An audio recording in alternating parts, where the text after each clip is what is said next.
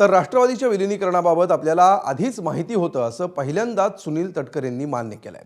ABP माझाच्या podcast कार्यक्रमामध्ये तटकरेंनी हे जाहीर वक्तव्य केलं।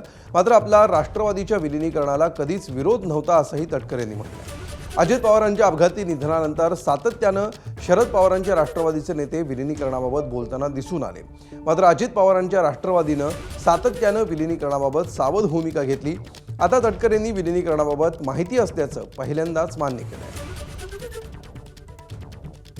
दादांचा शव ज्या वेळेला अंत्यदर्शनासाठी विद्याप्रतिष्ठानच्या प्रांगणामध्ये सर्व पोस्टमॉर्टमची प्रक्रिया करून आणणं पहिल्या दिवशी, अंत्यसंस्कार दुसऱ्या दिवशी झाले। त्या पहिल्या दिवशीच काही जबाबदार नेत्यांनी मुलाखती दिल्या की दादांची अंतिम इच्छा होती विलिनीकरणाची, विलिनीकरण टप्प्यात आलेलं होतं, या तारखेला विलिनीकरण होणार होतं। आणि मग एक सो कॉल तो एक व्हिडिओ तो नंतर दादा त्या बैठकीला बसलेत आणि ते सगळे आहेत असा तो झाला। सलग 2 दिवस त्या मुलाखती चालू राहिल्या। आम्ही तर सगळे हादरलेलो होतो मनातून सर्व अर्थाने। म्हणजे पहिला दिवस तसा, दुसरा दिवस अंत्यसंस्काराचा।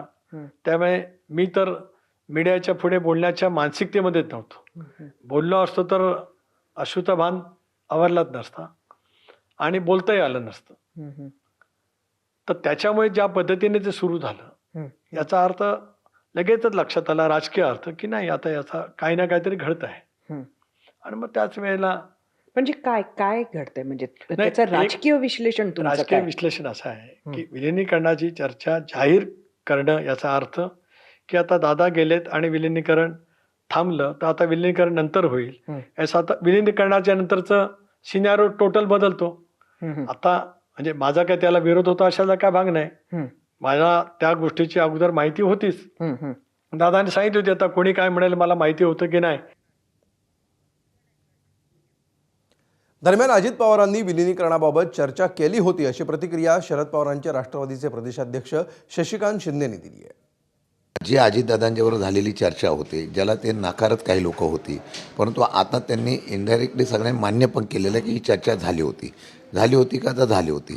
आता यामध्ये आम्ही त्या चर्चेसाठी राजकारण करतो असं जे सांगितलं जात होतं ते मला वाटतं आता ते त्यांनी मान्य केल्यामुळे हा विषय आता त्यांनी स्वतःहून सांगितलं की ही चर्चा झाली होती।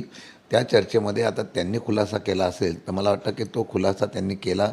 धन्यवाद। एबीपी माझा, उघडा डोळे बघा नीट।